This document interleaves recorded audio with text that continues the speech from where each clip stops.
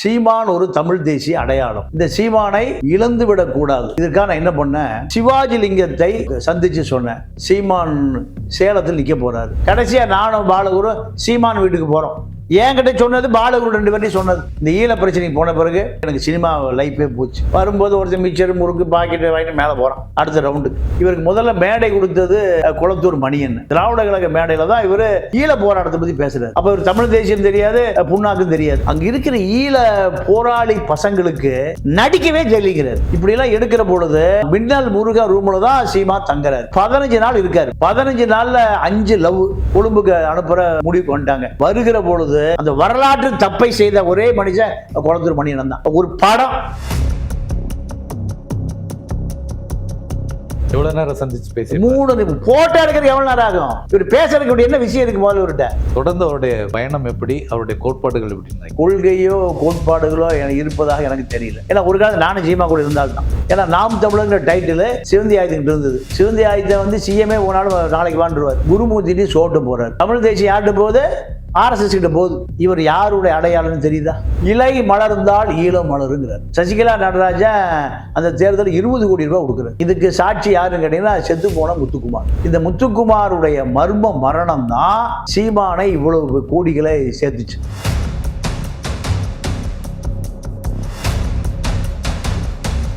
சீமானை பொறுத்தவரை அதிமுக கொடுத்த பணமே எனக்கு தெரிஞ்சு ஒரு 150 கோடி ரூபாய். சீமானும் சரி, அவரை சுற்றி இருக்கக்கூடிய முக்கிய தலைவர்களும் சரி, தரந்தாழ்ந்த பேச்சுகள் பேசியதாக அண்மையில் ஆடியோக்கள் வெளியாகி. அந்த இளைஞனுக்கு எப்படி அவனுக்கு கோபம் வரும்? சீமானை பொறுத்தவரை சீமானை விட்டா வெறு நாதி இல்லை. சீமானுக்கு பின்னாடி செல்லக்கூடிய இளைஞர்கள் ஒரு 2 ஆண்டு 3 ஆண்டு தாக்குப்பிடிக்கிறாங்க. அதுக்கப்புறம் வெளியேறா புதுசா ஆள் வர்றான். நான் பல இடங்களை இப்ப சொல்லியிருக்கேன், சீமான் இயக்கம் உடையும்.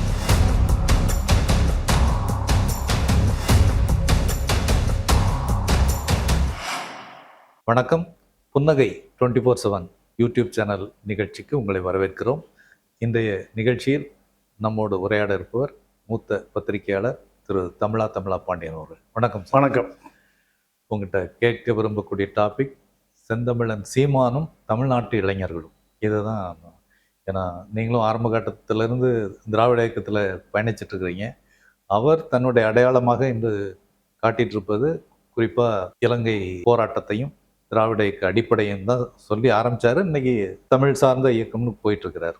ஸோ அவருடைய ஆரம்ப கட்டத்திலிருந்து அவருடைய கோட்பாட்டு ரீதியான பார்வை எப்படி, அதை பற்றி கொஞ்சம் சொல்லுங்கள். அதாவது நான் இதை ஆரம்பிப்பதற்கு முன்பு ஒரு விஷயத்தை பதிவு செய்யணும்னு நினைக்கிறேன். என்னன்னா, சீமான் வந்து பாண்டிச்சேரி சிறையில் அடைபட்டு கிடக்கிறார். 2009 நாடாளுமன்ற தேர்தல். அப்போ சீமான நாடாளுமன்ற தேர்தலில் சேலத்தில் நிறுத்தணும். சேலத்தில் நிறுத்தி தங்கபாலு அப்போ காங்கிரஸ் கேண்டிடேட், தங்கபாலுக்கு எதிராக சீமான ஒரு தமிழ் தேசிய அடையாளமாக, ஈழ தேசியத்தினுடைய அடையாளமாக, திராவிட இயக்கத்தினுடைய அடையாளமாக அவரை முன்னிலைப்படுத்தணும் என்ற நோக்கத்துக்காக நான் வந்து பாண்டிச்சேரி ஜெயிலில் போய் பார்க்குறேன். என்னோடு வந்தவர்கள் யாருன்னு கேட்டிங்கன்னா, தமிழன் டிவி உரிமையாளர் கலைக்கோட்டையா, இப்போ விடுதலை சிறுத்தைகள் இருக்கக்கூடிய வன்னி அரசு, நான் 3 பேர், இன்னொருத்தர் யாரோ வந்தாங்க, எனக்கு ஞாபகம் இல்லை. எங்கே போனோம்? பாண்டிச்சேரி சிறை வாசல். பாண்டிச்சேரி சிறை வாசல்லிருந்து தினம் பாண்டிச்சேரி திராவிட கழக நம்ம குளத்தூர் மணியன் இருக்கார்ல, அவர் அமைப்பினுடைய புதுச்சேரி மாநில செயலாளர் லோக ஐயப்ப தான் டெய்லி சாப்பாடு கொண்டு தருவார். வீட்டு சாப்பாடு சாப்பிடலாம் பாண்டிச்சேரியில். 500 ரூபாய் கொடுத்தா வீட்டுக்காரி. அப்போ போய் பார்த்துட்டு வந்தோம். வந்த பிறகு சீமான் ஒரு தமிழ் தேசிய அடையாளம். இந்த சீமானை இழந்து விடக்கூடாது.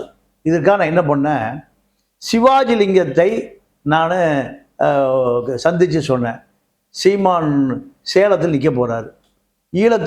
தமிழர்கள்ட்ட ஒரு பெரிய தொகை நீங்கள் வசூல் பண்ணி கொடுத்து தேர்தல் செலவுக்கு வேணும். இதற்காக சிவாஜி லிங்கம் ஐரோப்பா நாடுகள் இருக்கிறவங்கள்ட்ட பேச ஆரம்பிச்சிட்டேன்.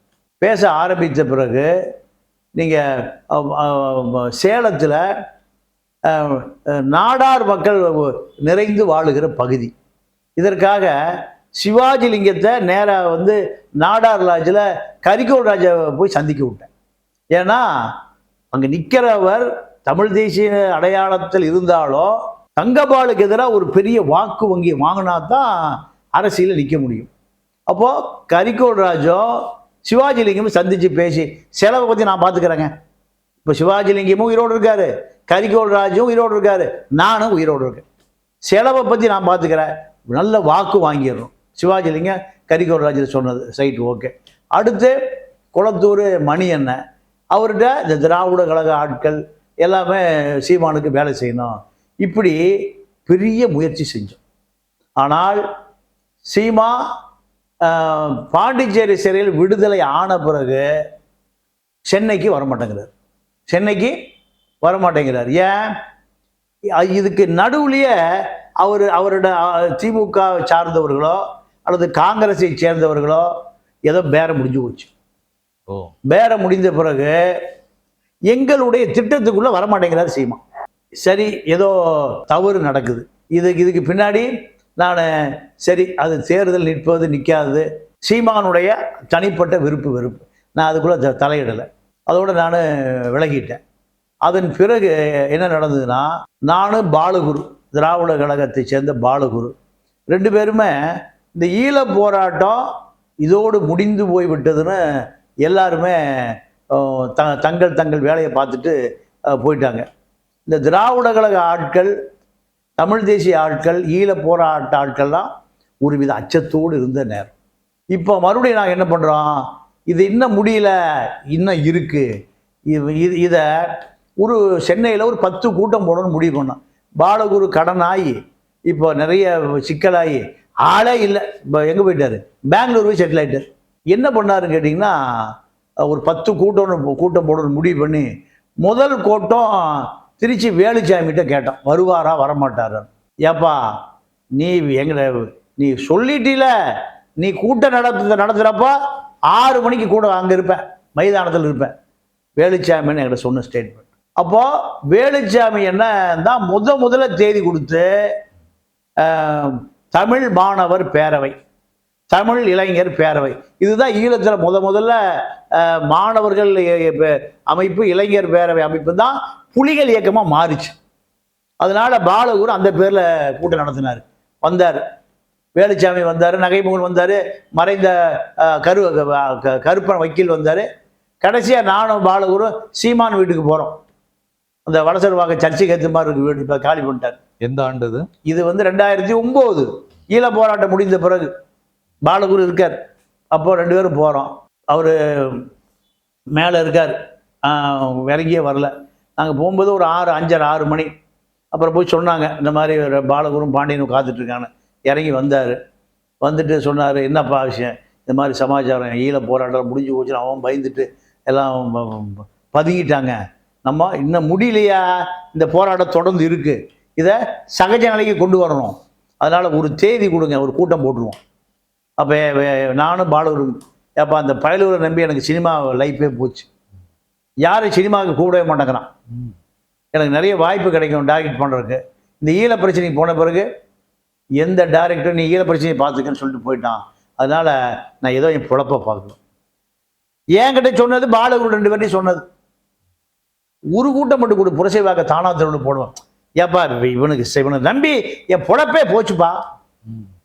இப்போ ஈழ பிரச்சனைனால தன்னுடைய கேரியரே பாதிக்கப்படும், சினிமாவே லைஃபே போச்சு, எவனை டைரக்ட் பண்ணுறதுக்கு படமே தரமாட்டேங்கிறான். அதற்கு முன்பு எனக்கு ஈழ போராட்டம் அடையாளம் இல்லாதனா எனக்கு கொஞ்சம் படம் கொடுத்தானுங்க. இப்போ ஈழ போராட்டத்தின் பால் எனக்கு தரமாட்டேங்கிறானுங்க அப்படின்னாரு. எவ்வளவோ கெஞ்சி, இல்லைப்பா விட்டு நான் கூப்பிடாத, என் புழப்பே போச்சு. இதனால கிளம்பி வர்றோம், வாசலுக்கு வர்றோம். வரும்போது ஒருத்தர் மிச்சர் முறுக்கு பாக்கெட்டு வாங்கிட்டு மேலே போகிறான் அடுத்த ரவுண்டுக்கு. அப்போது இதுதான் சீமா. அப்போது சீமா வரக்கூடிய தம்பிகள், ஈழ போராட்டம் முடிந்த பிறகு தமிழ் தேசிய எழுச்சி ஏற்படுது. திராவிட இயக்கம் பொய்த்து போச்சு.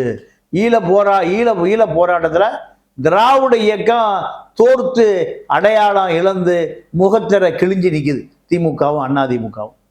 அப்போ இந்த உணர்ச்சி பட்ட இளைஞன் பூரா 93 எங்கே போனான்னா இல்லை வைகோ பின்னாடி போனான். 93 7% வைகோக்கு வந்த திமுக அப்படி பிளந்து 2ஆ போச்சு. 7% வந்தான். அதே கூட்டம் 2009 சீமாங்கிட்ட வந்தான். இல்லை, தமிழ் தேசியம் என்றாலே வெறுத்து ஒதுக்கிவார். எப்படி தமிழ் தேசியத்தோட முகமா மாறிட்டார்? எப்படி மாறிட்டாருன்னா, இவருக்கு முதல்ல மேடை கொடுத்தது குளத்தூர் மணியன், திராவிட கழக மேடை. திராவிட கழக மேடையில் தான் இவர் ஈழ போராட்டத்தை பற்றி பேசுகிறார். அப்போ இவர் தமிழ் தேசியம் தெரியாது, புண்ணாக்கும் தெரியாது. குளத்தூர் மணியண்ணன் தான் நாட்டுக்கு அனுப்புறாரு. குளத்தூர் மணியண்ண நாட்டுக்கு அனுப்பலைன்னா இவரை யாரும் கூட்டிகிட்டே போக மாட்டாங்க. குளத்தூர் மணியண்ணனுக்கான ஒரு பெரிய மரியாதை புலிகள்கிட்ட. 2009 வரை ஈழ போராட்டத்தில் எல்லா உதவிகளையும் செய்தவர் குளத்தூர் மணி என்ன, இன்னொருவர் மதுரை வேலுச்சாமி, 2 பேர் தான். குளத்தூர் மணியான நாட்டுக்கு அனுப்புனாருன்னு சொல்றீங்க இல்லையா? அதுல இவர் சொல்ற சம்பவங்கள்லாம் நடந்தது உண்மையா? இல்லை இல்லை இல்லை, அவருக்கு இல்லை, வரேன், நல்ல கேள்வி கேட்டீங்க. அவர் அறையிலேயே இருந்தவர் தான் முருகன், ஒரு சினிமா டைரக்டர். அவர் தான் எல்லாளன் படத்தை எடுத்து கொடுத்தவர். அவர் இவரை இந்த பணிக்காக அவரை அழைச்சிருக்காங்க.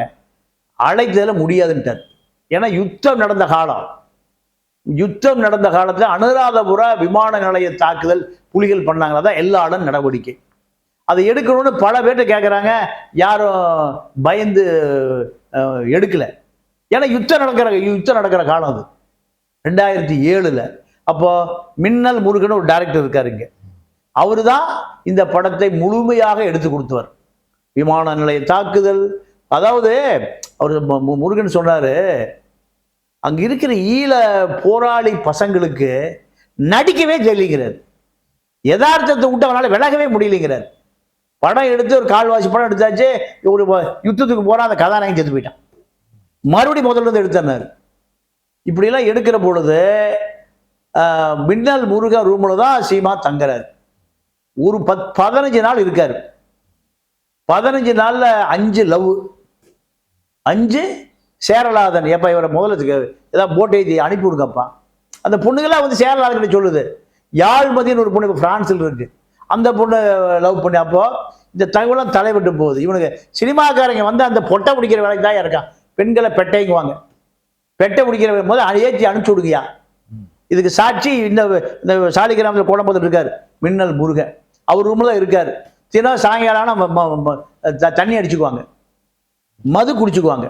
இப்படிப்பட்ட ஆட்கள் தான். அப்போ மின்னல் முருகன் இருந்து ஷூட்டிங் போயிட்டு இருக்கு. இவர் என்னை எப்படியாவது முதல் போட்டில் ஏற்றி விட்ருங்க, ஜெயிலில் ஏற்றி விட்ருங்க. ஏன்னா அங்கங்கே குண்டு விழுந்துட்டே இருக்கு, யுத்தம் நடந்துகிட்டே இருக்கு. கடைசியா இவரை போட்டில் எங்கே கொழும்புக்கு அனுப்புகிற முடிவுக்கு வந்துட்டாங்க. வருகிற பொழுது எப்படியாவது தலைவர் ஒரு படம் எடுக்கணும். குளத்தூர் மணியண்ணன் கூப்பிட்டு அந்த வரலாற்று தப்பை செய்த ஒரே மனுஷன் குளத்தூர் மணியண்ணன் தான். ஒரு படம், தலைவர் ஒரு படம் எடுத்துக்கிறேன் மணியண்ணன் சொன்னதுக்காக. நீங்கள் இதை அவர் சொல்லாமல் இருந்திருந்தாருன்னா படமே எடுத்துருக்க முடியும். போனதும் தெரியாது, வந்ததும் தெரியாது. எவ்வளோ நேரம் சந்திச்சு பேசி 3 போட்டோ எடுக்கிறது எவ்வளோ நேரம் ஆகும்? இவர் பேசுறதுக்கு என்ன விஷயம் இருக்கு? முதல்ல இவர்கிட்ட இவர் தண்ணி அடிக்கிறது போல அவருக்கு பிடிக்காது. வேற முடிஞ்ச ஒரே கதை. நீங்க அந்த டைரக்டர் ஏன் இந்த தினம் சாராயம் வாங்கி கொடுக்குறாங்கன்னா, யுத்தம் நடக்குது, சதையா கிடக்குது.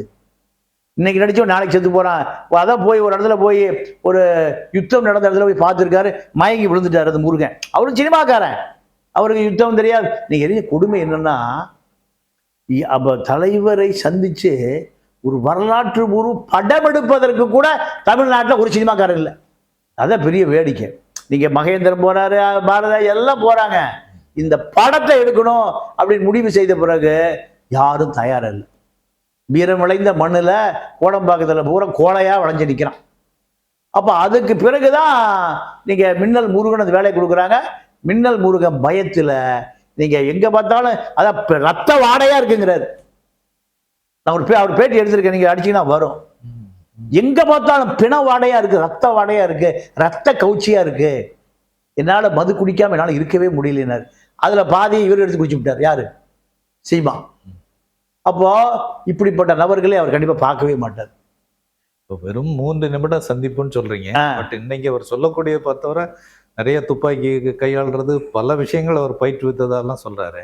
இது எப்படி சாத்தியம்? இந்த அளவுக்கு நடக்காத விஷயத்த சொல்லுங்க. ஆமா ஆமா, அது நீங்க அரசியல்வாதி, அதுவும் நீங்க இந்த சினிமாக்காரனுக்கு சொல்லவே வேண்டியதில்லை. கதை, வசன கதை, திரைக்கதை, கிரியேட்டர் தானே, இல்லாத ஒரு விஷயத்தை உருவாக்குவது தானே.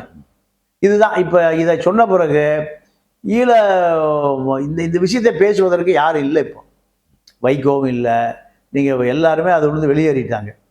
நீங்கள் திரும்ப வந்து அந்த திமுக கூட்டணியில் இருந்தது, கடைசி கட்ட ராஜபக்சே பார்த்ததை ஈழத்தமிழர்கள் மதிக்கலை. அப்போ அவரும் அவுட்டு. அந்த இடம் பெரிய கேப். அதை நிரப்புவதற்கு சரியான நேரம் இதுதான். இதை சரியாக அறுவடை பண்ணிட்டார். நீங்கள் திருமாவளவனை பொறுத்த வரைக்கும் ராஜீவ் கொலைக்கு பிறகு 93 வைகோ உடைஞ்சார். வைகோவை பயன்படுத்திட்டு இருந்தாங்க. வைகோ 93 ஈழ போராட்டம் உடைந்த பிறகு வைகோவும் ஈழ போராட்ட தொடர்பு எல்லைக்கு அப்பால் போயிட்டார். அதற்கு பிறகு திரும்ப தான் உலகம் முழுக்க 195 நாடுகளை 3 தடவை 4 தடவை போயிருக்கார். அவர் பாஸ்போர்ட் வாங்கினா ஒரு 1000 சீல் இருக்கும். புலிகளை பயன்படுத்திட்டாங்க. இவர் கருணாநிதி அனுப்பி அந்த ராஜபக்சே தூதுக்குழு பார்த்துட்டு வந்ததில்ல, அதற்கு பிறகு ஈழ போராட்டத்தில் திருமாவளவன் ஒரு பெரிய கேப் ஆகி போயிடுச்சு. அப்போ அது அந்த இடத்துல யாரும் இல்லை. இதை சீமா கரெக்டாக பயன்படுத்திட்டார். அப்போ இளைஞர்கள் பூரா ரொம்ப கோபமாக இருந்தான் திமுக மீது, அதிமுக மீது. அப்போ இந்த கோபத்தை சீமா அறுவடை பண்ணிக்கிட்டார். இப்போ தமிழ் தேசியம் குறித்த ஒரு பொதுக்கூட்டத்துக்கே வர மறுத்த அந்த அளவு ஒரு அக்கறையின்மை கொண்டிருந்தவர் இன்றைக்கு ஒரு தமிழ் தேசிய இயக்கத்தோட தலைமையாக மாறியிருக்காரு. தொடர்ந்து அவருடைய பயணம் எப்படி, அவருடைய கோட்பாடுகள் எப்படின்னு நினைக்கிறேன்? இல்லை, சீமானை பொறுத்தவரைக்கு கொள்கையோ கோட்பாடுகளோ இருப்பதாக எனக்கு தெரியல. ஏன்னா ஒரு காலத்தில் நானும் சீமா கூட இருந்தால்தான். அந்த தம்பி படம் எடுக்கும்போது கேட்கிறார் வீட்டுக்கு நானும் அடிக்கடி போனவன் தான். அதில் 1% கூட உண்மையே இல்லை, எல்லாம் செயற்கையாக இருக்குது. ஈழ போராட்டத்தை எத்தனை பேர் பார்த்தோம், திராவிட கழகத்தில் எத்தனையோ நண்பர்களை பார்த்தோம். அவங்கள்டெல்லாம் உண்மை இருந்தது. உண்மைனா உண்மை டன்னு கணக்காக இருந்தது. இப்படியான நபர்களை பார்த்துட்டு இந்த செயற்கையான மனிதர்களை என்னால் ஒரு நிமிஷம் கூட ஜீர்ணிக்க முடியல. நானும் ஈழத்துக்கு 3 முறை போட்டில் போயிருக்கேன், 2 முறை பாஸ்போர்ட்டில் போயிருக்கேன். 2005 நான் 1 மாதம் இருந்தேன் பாஸ்போர்ட்டில் போய். யுத்தம் சமாதான காலத்தில் யுத்தமெல்லாம் முடிந்த பிறகு என்னை வழிக்க கூப்பிடுறாங்க. யார்? கர்னல் ராமும் யாழ் மாவட்ட தளபதி நகுலனும் கூப்பிடுறாங்க. நீ வந்து பார்த்துட்டு போய், நாங்களாம் கொஞ்சம் பேர் காட்டில் ஒளிஞ்சிருக்கோன்னு சொன்னீங்கன்னா எங்களுக்கு நிறைய உதவி கிடைக்கும். நாங்களாம் செத்து போய்ட்டு முடிவு பண்ணிட்டோம், ஐரோப்பாவில் இருக்கிறவன். அதனால் எங்களை பார்த்துட்டு போய் லண்டனில் ஒரு ப்ரெஸ் மீட் நடத்துன தலைவருக்கு அடுத்தபடியாக கேர்னல் ராம் பொறுப்பெடுத்தார்ல, அவர் சொன்னார் என்கிட்ட. அப்புறம் நான் நீண்ட நாள் அதை தவிர்த்துட்டே இருந்தேன். சரி, ரிஸ்க் எடுப்போமே. 2010 நம்பி பாட்டோம். நக்கீரில் தொடர் எழுதிச்சு, ஒரு 5-6 தொடர் வந்து பார்த்தீங்களா. அப்போது கேர்னல் ராமையும் யாழ் மாவட்ட தளபதி நகுலன் வீட்டில் ஒரு 100 பேரை நான் காட்டுக்குள்ளே பார்த்தேன். கொழும்பு போனேன். கொழும்புலேருந்து அடுத்த நாள் திரிகோணமலை போனேன். கொழும்பு ஹார்பர் வந்து இலங்கையினுடைய கிழக்கு பக்கம், திரிகோணமலை அப்படியே கடைசி மேற்கு பக்கம் ஒரு 400 கிலோமீட்டர் தள்ளி கூட்டிகிட்டு போய் வச்சுருந்தாங்க. அடுத்த நாள் காலையில் ஒரு காரில் கூட்டிகிட்டு போனாங்க. அப்புறம் இறக்கி மோட்டார் சைக்கிள் கூட்டிகிட்டு பார்த்தா 100 பேர் ஆயுதத்தோடு இருந்தான். 100 பேர் ஃபோட்டோவெல்லாம் வச்சுருக்கேன். அதோடு வந்து அதே ராம 2-3 மாதம் முடி பார்த்தேன். அதே கர்னல் ராம 3 மாதத்துக்கு முந்தி ஒரு நண்பர் கூட்டுக்கு வெளிநாடு போகிறக்கா வந்தார், என்னை பார்த்துட்டு போனார். அவருடைய மனைவி மக்கள் எல்லாம் சுட்டு கொல்லப்பட்டார்கள். அவரை இன்ஃபார்மராக மாற்றிட்டான். ஏதோ XRY அவரை கேபி தான் அவனை பாதுகாத்து வெளிநாட்டுக்கு அனுப்பிச்சி வச்சிருக்காரு. அப்போது இந்த இவ்வளவு பெரிய அந்த ஈழ போராட்டம் யுத்தம் முடிந்த பிறகு ஒரு பெரிய இடைவெளி. அந்த இடைவெளியில் இந்த அரசியல் கட்சி, நாளாந்தர அரசியல் கட்சிகள் பூரா மக்கள் இளைஞர்கள் யாரையுமே மதிக்கலை. அதன் பிறகு சீமா இந்த தமிழ் தேசிய அரசியலில் கையில் எடுத்தால் மட்டும்தான் சர்வைவல் ஆக முடியும். இப்போ ஒரே கான்செப்டு திராவிட இயக்கம் தோற்று போய் நிற்குது. இதுதான் சீமா 2009 கையில் எடுத்தது. சீமா கையில் எடுப்பதற்கு பின்னணியில் பல ஆட்கள், குருமூர்த்தி, சோ போன்ற ஆட்கள்லாம். ஏன்னா நாம் தமிழர்ங்கிற டைட்டில் சிவந்தி ஆயுதங்கிட்ட இருந்தது. சிவந்தி ஆயுதங்கிட்ட போய் இவர் நேராக கேட்கவே முடியாது. சிவந்தி ஆதித்தன் வந்து சிஎம்ஏ போனாலும் நாளைக்கு வாண்டுருவார். அப்போது அவர் அவ்வளோ பெரிய ஒரு கார்ப்பரேட், இதை யார் போய் இந்த டைட்டிலை வாங்க முடியும்? அப்போ சீமா யார்கிட்ட போகிறாரு? குருமூர்த்திட்டு சோட்டு போகிறார். தமிழ் தேசியம் யார்கிட்ட போகுது? ஆர்எஸ்எஸ் கிட்ட போகுது. உடனே அவர் தான் நம்ம தம்பி தான் சரிவா நம்ம சொன்னோடி கேட்பான்னு போய் சிவந்தியை பார்க்குறாரு. இந்த நம்ம தம்பி தான் கேட்குறான். சரி, நீங்கள் 2 பேரும் வந்துட்டீங்க, எடுத்துகிட்டு போங்க. இந்த டைட்டில் யாரால் வாங்கி கொடுக்கப்பட்டது? குருமூர்த்தி சோவால் வாங்கி கொடுக்கப்பட்டது. சிவந்தி ஆதித்தன் இவரெல்லாம் போய் வாங்கவே முடியாது. அப்போது இவர் யாருடைய அடையாளம்னு தெரியுதா? இதுதான் இவருடைய அடையாளம். இப்போ ராஜீவ் காந்தியும் கல்யாண சுந்தரம் வெளியேறி வந்தாங்க. என்ன சொல்லிட்டு வெளியேறி வந்தாங்கன்னா, இவர் நீங்கள் அதிமுகவோடு இணைந்து அரசியல் பண்ணுறார். 2011 ஜெயலலிதா வந்த பிறகு இலை மலர்ந்தால் ஈழம் மலருங்கிறார். சசிகலா நடராஜன் அந்த தேர்தலில் 20 கோடி ரூபாய் கொடுக்குறாரு. இதுக்கு சாட்சி யாருன்னு கேட்டீங்கன்னா, செத்து போன முத்துக்குமார். முத்துக்குமாருடைய சாவு மரணம். முத்துக்குமார் எப்படி செத்தா, ஏன் செத்தா, எங்க செத்தா, இன்னைக்கு வரைக்கும் சீமா அவனுக்கு ஒரு இரங்கல் கொண்டாடல, அவனுக்கு ஒரு அஞ்சலி செலுத்தல. சீமானுடைய அரசியல் வாழ்க்கையில முத்துக்குமாரை மறக்கவே முடியாது. முத்துக்குமார் தான் இவரை தலைவராக்கியது. முத்துக்குமார் நீங்க வேலூர் சிறை உடைப்புக்கு பின்னணியில் மூளையே முத்துக்குமார் தான். புலிகள் தப்பிச்சு வந்தாங்கல்ல, அதுக்கு மூளையே முத்துக்குமார் தான். ஈழத்தில் போய் பயிற்சி எடுத்தது முத்துக்குமார் தான். இந்த டிஎன்ஆர்டி அது முத்துக்குமார் தான். வீரப்பகண்ட போய் வீரப்பனை காட்டு ராசாவை ஒரு தமிழ் தேசிய போராளியாக்குன்னு முத்துக்குமார் தான். இந்த முத்துக்குமாருடைய மரணம் தான் சீமானை இவ்வளவு கோடிகளை சேர்த்துச்சு. இந்த முத்துக்குமாருடைய மரணத்துக்கு பின்னாடி பல ரகசியம் இருக்கு. இப்போ முத்துக்குமாருடைய மனைவி தான் நம்ம சகோதரின்னு வச்சுக்கோங்க, சாட்டை திருமணம் பண்ணியிருக்கார். இந்த திருமணத்தை செய்து வைத்தவரே சீமான் தான்.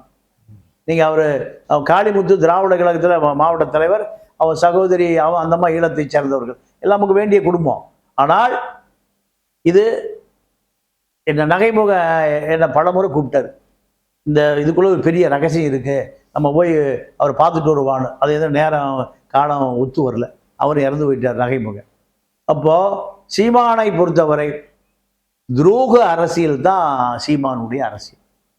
நீங்கள் 2016 ராஜீவ் காந்தியும் கல்யாண சுந்தரம் 2 பேரும் வேலுமணிகிட்ட பேச்சுவார்த்தை 10 சீட்டு தாரங்கிறாரு. ஆனால் சீட்டெல்லாம் வேண்டாம், ஜெயலலிதா இருக்கிற போது எங்களுக்கு நோட்டை மட்டும் கொடு. இதுக்காகத்தான் சீமானோடு இருந்தால் நம்ம எந்த காலத்திலையும் எம்எல்ஏ ஆக முடியாது. சீமான் பல கோடிகள் சேர்த்துட்டாருன்னு சொல்றீங்க. நான் இன்றைக்கு வரைக்கும் நான் பிச்சை எடுத்துட்டு இருக்கேன்றதான் அவருடைய ஸ்டேட்மெண்ட்டா இருக்கு. உண்மையான யதார்த்தமான உண்மை என்ன? இல்லைங்க, அதாவது சீமானை பொறுத்த வரைக்கும் ஈழத்திலிருந்து வந்த பணமே பல கோடி ரூபாய் டாலராக சேரும். நானே பழைய புலி ஒருத்தர் இருக்கார், ஒரு 85 வயசு, ஒரு பேர் வேண்டாம், அவர் சிக்கலாக போயிடும். அவர் என்கிட்ட அடிக்கடி பேசுவார். நீங்கள் இப்போ பிரபாகரனோடு இணைந்து பணியாற்றியவர் அவர் தான். இந்த சினிமாக்காரன் பூரா அத்தனை பேர்ட்டையும் கலை நிகழ்ச்சி நடத்தி இப்போ கனடாவில் இப்போ அந்த மக்களுக்கு ஏதாவது செய்யணும்னு சொல்லி புஷ்பவனம் பூஜாமிட்டு பேச சொன்னார். நான் தான் புஷ்பவனம் பேசிட்டு நம்பர்லாம் வாங்கி கொடுத்தேன். இன்னும் அங்கே மக்களுக்கு கை இல்லாமல், கால் இல்லாமல், கண் பார்வை இல்லாமல் இருக்காங்க. இப்போ அவர் தான் எனக்கு சொன்னார், போன மாதம் கூட ஒருத்தன் $30,000 கொண்டு கொடுத்துட்டு வந்தான் சீமானுக்குன்னு. பெரிய தொகை வந்துட்டு தான் இருக்கு. இன்னும் பேரை சொல்ல விரும்பல, அவருக்கு சிக்கல் வந்துடக்கூடாது. இது நடந்து ஒரு 3-4 வருஷம் இருக்கு. அந்த கட்சியில் ஒரு முக்கியமான தலைவர், ஒரு தமிழ் தேசிய அடையாளம், அவர் கல்யாணத்துக்கு பணம் கேட்டு சீமாட்ட வெயிட் பண்ணிட்டு இருக்காரு. 1 லட்ச ரூபா கேட்குறாரு. வெயிட் பண்ணுங்கிறாரு. இந்த நேரத்தில் ஈழத்தமிழை சீமானை பார்க்குற கட்சி ஆஃபீஸ்லேயே உட்காந்துருக்கான். பாக்கியநாதன் என்கிட்ட கொடுத்துட்டு போங்கிறாரு. சந்திரசேகர் இறந்துட்டார், அவர் என்கிட்ட கொடுத்துட்டு போங்கிறாரு. 10 லட்ச ரூபா பணம் வச்சுருக்காரு அந்த ஈழத்தமிழை. இது மாதிரி நிறைய கதை. அப்போது அந்த கல்யாணத்துக்கு 1 லட்ச ரூபா கேட்டுட்டு இருக்கார் 2ஆம் கட்ட தலைவர். அவர் என்னப்பா விஷயம் பார்க்கணும், அண்ணனை பார்க்கணும், என்ன பார்க்க விட மாட்டேங்கிறானோ. நான் கூட்டிகிட்டு போகிறவான்னு ஆட்டோ வச்சு கூட்டிகிட்டு போகிறாரு. உடனே 10 ரூபா கொண்டு வந்தேண்ணே, இதை ஒன்று கொடுத்துட்டு போகலான்னு வந்தேன், எல்லாம் உங்ககிட்ட கூட என்கிட்ட கொடுனா உன்னை சந்திக்க விட மாட்டேங்கிறாங்க. உடனே இவர் கல்யாணத்துக்கு மகளுக்கு 1 லட்சம் கட்டார்ல, 1 லட்சம் கொடுத்த போது கிளம்பு. இப்படி ஈழத்திலேருந்து வர்றவங்க பூரா 10 லட்சம் 20 லட்சம் 30 லட்சம் 40 லட்சம் 50 லட்சம்னு கொடுத்துட்டு தான் இருக்கான். சீமானுக்கு அது வசூலாகிட்டு தான் இருக்குது. ஏது நீங்கள் தம்பி இவன் மனோஜ் போட்டான்ல கொடைக்கானல் எஸ்டேட் எப்படி வந்தது? அது டாக்குமெண்ட் பத்திரப்படைக்காட்டோட போட்டானே, எப்படி 100 கோடி ரூபாய் டாக்குமெண்ட் அது? 50 ஏக்கரா 100 ஏக்கரா 1 கோடி ரூபாய்க்கு போகும். இதெல்லாம் ஏது எப்படி வந்தது சொத்து? இப்போ குடியிருக்கிற வீடு ஈசிஆர் இருக்கிற வீடு விலைக்கு வாங்கிட்டா இருக்கிறாங்க. அப்போ சீமானை பொறுத்தவரை அதிமுக கொடுத்த பணமே எனக்கு தெரிஞ்சு ஒரு 150 கோடி ரூபா இருக்கும். நீங்கள் அதிமுகவை என்னைக்கு விமர்சனம் பண்ணுறதே இல்லை சீமான், திமுகவை தான் விமர்சனம் பண்ணுவார். அப்போ அதிமுக விமர்சனம் நீங்கள் பிரிஞ்சு போன கல்யாண சுந்தரமா ராஜீவ்காந்தி என்ன குற்றச்சாட்டு சொல்லிட்டு வராங்க? சீட்டு நோட்டு தரணாங்க, எனக்கு சீட்டு வேணா நோட்டை மட்டும் கொண்டு வாங்கிட்டாரு, இவர் ஓட்டு வந்தால் என்றைக்குமே எம்எல்ஏ ஆக முடியாது. இந்த குற்றச்சாட்டு ராஜீவ்காந்தியும் கல்யாண சுந்தரம். நீங்கள் எப்பவுமே கட்சி கூட்டணி வச்சுட்டா கோடிகள் தான் பணம் கிடைக்கும். எல்லா கட்சியும் கொடுப்பாங்க. இப்போ இருக்கிற எல்லா கட்சிகளுக்கும் மணல் ரத்னம் கொடுக்குறாரு. மணல் ரத்னம் அனைத்து கட்சிக்கும் பணம் கொடுக்குறாரு. இப்போ சீமா மணல் ரத்னத்தை எதிர்த்து போராடிடுவாரா? மணல் ரத்னத்தை எதிர்த்து சீமான் போராடுவாரா? நீங்கள் ஸ்டெர்லைட்டில் 5 கோடி ரூபா வாங்கிட்டு செட்டில் ஆகிட்டாரு சிவகுமார். பெரிய ஏசிய கல்யாணம் கட்டி வச்சிருக்காரு தூத்துக்குடியில். யாருக்கு கொடுத்தது? சீமானுக்கு கொடுத்தது. சீமா ஸ்டெர்லைட் பக்கமே போக மாட்டாரா? எல்லா கட்சிகளையும் செய்கிற வேலையை அவரும் செய்கிறாரு. சரி, இப்போ பெரிய அளவில் பணம் வருதுன்னு சொல்றீங்க. பட் கொள்கை அளவில் நிறைய இளைஞர்கள் மாணவர்கள் அவர் பின்னாடி செல்வது ஒரு தொடர்கதையாக இருக்குது. இது ஒன்று, ஒரு தமிழ் தேசியத்தில் உண்மையான அக்கறை இல்லாமல் ஆனால் இருப்பதாக காட்டிக்கொள்வது. இன்னொன்று, பெருந்தொகை ஈழ போராட்டத்தில் பாதிக்கப்பட்ட குடும்பங்கள்லேருந்தே வாங்கிக்கிறது. இப்படி ஒரு இருந்தாலும் கூட இவ்வளவு ஆயிரக்கணக்கான பல்லாயிரக்கணக்கான இளைஞர்கள் மாணவர்கள் அவர் பின்னாடி திரளக்கூடியதனுடைய பின்னணி என்ன? இது இந்த போக்கு தொடருமா? இல்லைங்க, தமிழ் தேசியம் என்பது ஒரு வீரியமிக்க கொள்கை. தமிழர்கள் எல்லா வகையிலும் பாதிக்கப்படுறான். தமிழ்னு சொல்லுவதற்கே பயப்படுறான் திராவிட இயக்கம். திராவிட இயக்கம் முழுக்க ஓட்டு வங்கியாக போச்சு. அதிமுகவுக்கு அதுவும் தெரியாது.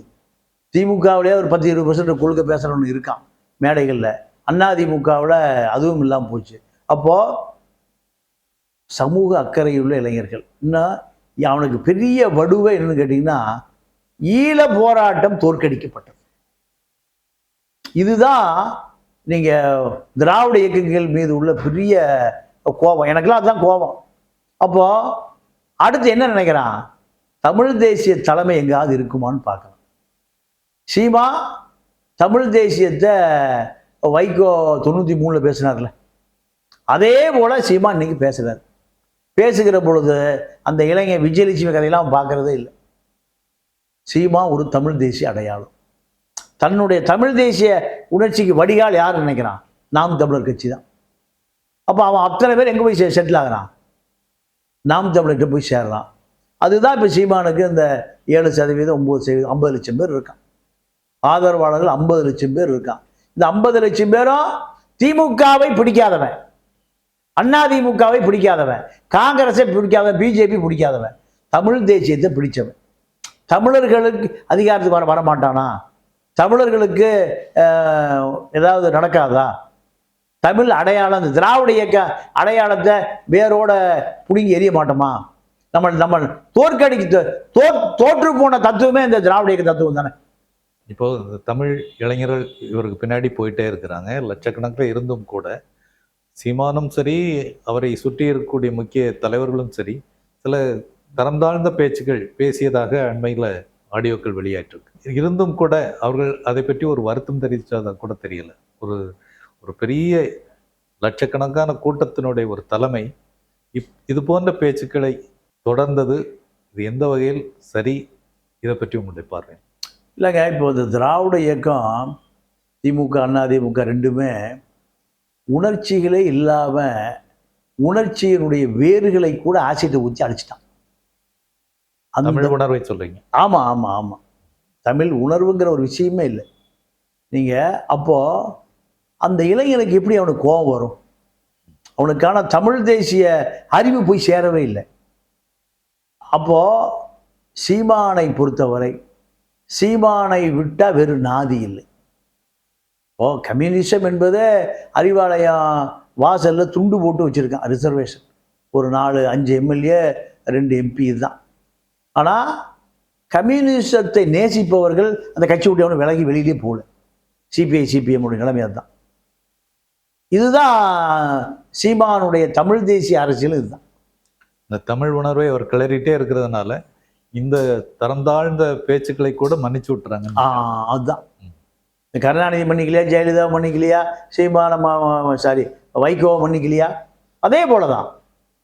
ஆனால் பெரும்பாலும் பார்த்தீங்கன்னா சீமானுக்கு பின்னாடி செல்லக்கூடிய இளைஞர்கள் ஒரு 2 ஆண்டு 3 ஆண்டு தாக்குப்பிடிக்கிறாங்க, அதுக்கப்புறம் வெளியேறா புதுசா ஆள் வர்றான். புதுசா நான் பல இடங்களில் இப்போ சொல்லியிருக்கேன், சீமான் இயக்கம் உடைஞ்சு அதில் ஒரு நல்ல சக்தி வரும் கண்டிப்பாக வரும். அது அது அது தமிழ் தேசியத்தினுடைய அடையாளமாக இருக்கும். இது உண்மையாகவே தமிழ் தேசிய இளைஞர்கள் உணர்ச்சி இருந்தால் இது கண்டிப்பாக நடக்கும். அது கொஞ்சம் இன்றைக்காக நாளைக்காக கொஞ்சம் லேட் ஆகலாம். ஆனால் கண்டிப்பாக தமிழ் தேசியம் கண்டிப்பாக ஒரு வீரியம் எடுக்கும். தமிழ் தேசிய அரசியல் என்பது எங்காவது ஒருத்தர் முளைச்சிருப்பான். பிரபாகரன் வருவார்னு வரலாறு யாருக்குமே தெரியாது. காஸ்ட்ரோ வருவார்னு யாருக்குமே தெரியாது. ஹோசிமின் வருவார்னு யாருக்குமே தெரியாது. சேக்குவாரா வருவார்னு யாருக்குமே தெரியாது. அதுபோல கண்டிப்பாக இந்த இனத்தினுக்கு தமிழ் தேசியத்துக்கு தலைமை தாங்க யாராவது ஒரு நாள் வருவான். இந்த மாதிரி போலிகளெல்லாம் நீங்கள் வரலாற்றில் காணாமல் போகும். அதுதான் கூடிய விரைவில் நடக்கும். என்னுடைய எதிர்பார்ப்பு அதுதான். தமிழ் தேசிய உணர்வோடு உண்மையான தலைமை ஒன்று புதுசாக உருவாகும்னு சொன்னீங்க. சீமானை பற்றிய கடைசி உங்களுடைய கமெண்ட். இல்லை, சீமானை பொறுத்தவரை நீங்கள் 93 வைகோ எப்படி இருந்தார்? திமுக 2ஆக பிளந்துதா இல்லையா? இதே தான் 7-8%, 50 லட்சம் பேர். நீங்கள் ஈழ போராட்டம் தான் வைகோனுடைய அடையாளமே. அவர் திராவிட இயக்கம்லாம் கிடையாது. திமுக துரோகம் பண்ணது ஈழ போராட்டத்தில், வைகோ சரியா இருப்பார். இதுதான் 7% ஓட்டு அப்படியே வைகோ. ஈழ ஆதரவு அடையாளம் தான், வேற எதுவுமே இல்லை. இப்போ அது என்ன ஆச்சு? அதே போல 93 ஆரம்பிச்சு நீங்கள் 2023 எங்கே போச்சு? ஒரு சீட்டு மகனுக்கு வாங்கறதுக்காக ஒரு பழம்பெரும் நீங்கள் மூத்த கணேசமூர்த்தியை பலி கொடுத்தான் மகனுக்கு எம்பி ஆக்கினார். இதே போன்று வரலாறு சீமானுடைய வரலாறும் இதே போன்று தான் வரும். ரொம்ப காலம் தமிழர்களை ஏமாற்ற முடியாது. தமிழர்களை நீண்ட நாள் எவனுமே ஏமாற்ற முடியாது. கண்டிப்பாக தமிழர்களை பொறுத்தவரை வீரியமாக வருவான், வீறு கொண்டு எழுவான். ஒரு பெரிய அரசியல் பிளவு, அதாவது ஒரு பெரிய வெடிப்பு கண்டிப்பாக நடக்கும். அதில் சீமானெல்லாம் காணாமல் போவார். ஏன்னா கொள்கை உறுதியும் இல்லை, கொள்கை தெளிவும் இல்லை, கொள்கைக்கான தியாகமும் இல்லை. அவரே சொல்றார், பாக்கியா இருந்தால் எனக்கு போதுமையா, ஒருத்தர் நல்லா கிளம்புக்கடா, பாக்கியா பணம் பண்ணி கொடுத்துருவார். வேற ஒன்றும் இல்லை, பாக்கியநாதன் பணம் பண்ணி கொடுத்துருவார். இப்போ யார் பணம் பண்ணிட்டு இருக்காரு? நீங்கள் ஜி ஸ்கொயரில் பணம் பண்ணிட்டு இருக்காரு, திமுகலே வாங்கிட்டு இருக்காரு, அண்ணா திமுகலே வாங்கிட்டு இருக்காரு. இதுதான் அரசியலை தவிர அடுத்த கட்ட தலைவர்கள் எவனாவது சீமா கட்சியில் நீ அடையாளம் காமிக்க முடியுதா? அண்ணா எத்தனை பேர் வளர்த்தினாரு, பெரியார் எத்தனை பேர் வளர்த்தினாரு? பகுதிக்கு ஒரு பெரியார் இருந்தானே, பகுதிக்கு ஒரு அண்ணா இருந்தனால அந்த கட்சி இன்னைக்கு இத்தனை ஆண்டு காலம் இருக்குது. ஆனால் சீமா கிட்ட காளியம்மா என்ன தப்பு பண்ணிச்சு? காளியம்மா வேண்டாம். இப்படி இந்த சாட்டைய சீமானோட முரண்பட்டு வெளியே போய் திமுகவில் சேர்வதற்கு பேரம் பேசி திமுக போனால் தன்னை பற்றி விஜய் சீம கதை ஆயிரும். அதனால சீமானை வழியக்க போய் சாட்டை தன்னோடு வைத்திருக்கிறார். ரொம்ப காலம் சாட்டை இருக்க மாட்டார். சாட்டை கண்டிப்பாக சேட்டை செய்வார், அங்கிருந்து கிளம்பிடுவார். கண்டிப்பாக சீமான இயக்கம் 2ஆக பிளக்கும். அதில் கண்டிப்பாக ஒருவன் வருவான், உணர்ச்சி இருந்தால். தமிழ் தேசிய உணர்வோடு உங்களுடைய பழைய நினைவுகளையும் பகிர்ந்து திரு சீமானை பற்றிய தகவலையும் தெரிவித்ததற்கு மிக்க நன்றி. வணக்கம். நன்றி, வணக்கம்.